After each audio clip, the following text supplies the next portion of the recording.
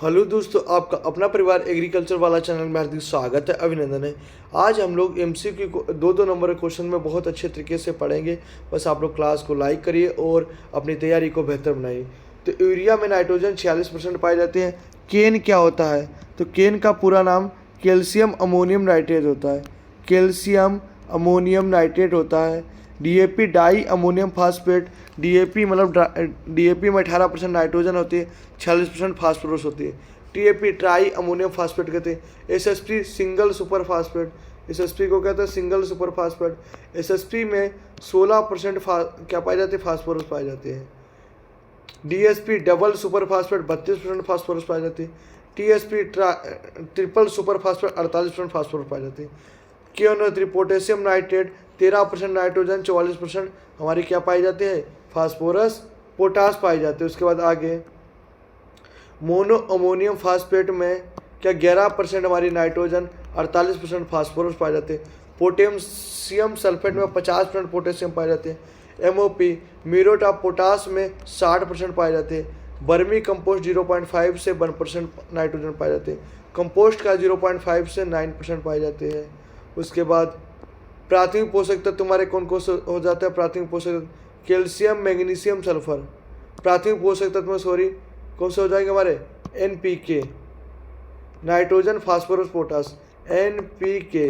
और द्वितीयक पोषक तत्व में कैल्शियम मैग्नीशियम और सल्फर, कैल्शियम मैग्नीशियम सल्फर होते हैं। उसके बाद आगे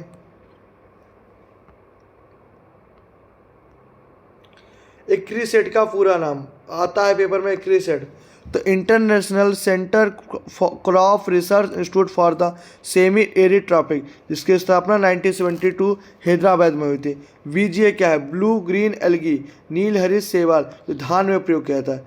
एनएससी नेशनल सीड कॉरपोरेशन, जिसकी स्थापना 1963 में हुई थी। ठीक। जलमान क्षमता D/B/V 864। डी जहाँ जलमान होती है, बी जलमान का आधार होता है, वी औसतन होता है। इकाई क्षेत्र में फसल की उपज, फसल उपज सूचकांक किसे कहते हैं? व्यक्तिगत पौधों की संख्या बटे इकाई क्षेत्र में पौधों की संख्या। बीज की शुद्धता, शुद्ध बीजों का भार, नमूने के लिए बीजों का भार। अंकुरण क्या? अंकुरित बीजों की संख्या बटे प्रमाणित बीजों की संख्या इंटू 100 होती है। ठीक। उसके बाद लेवाई किसे कहते हैं? लेवाई। तो लेवाई का मतलब क्या होता है? खड़ी फसल में फसल की वृद्धि की वह अवस्था जो फसल की अंतिम जुताई पर करते हैं।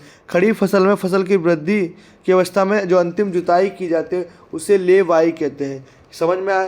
खड़ी फसल में फसल की वृद्धि की वह अवस्था जिसमें अंतिम जुताई की उसे लेवाई। ले फार्मिंग कहता है कृषित फसलें जो वार्षिक जुताई चाहते हैं, फसल चक्र में 2 या 2 से अधिक समय तक चारागाह रखना, उसे कृषित ले फार्मिंग कहते हैं। अगला ट्रेसर तत्व। किसी सूक्ष्म तत्व का आइसोटोप जो किसी रसायन जैव भौतिक क्रिया में संयुक्त होता है। किसी सूक्ष्म तत्व का आइसोटोप जो किसी रसायन जैव भौतिक क्रिया में क्या होता है? संयुक्त होता है। उसके आगे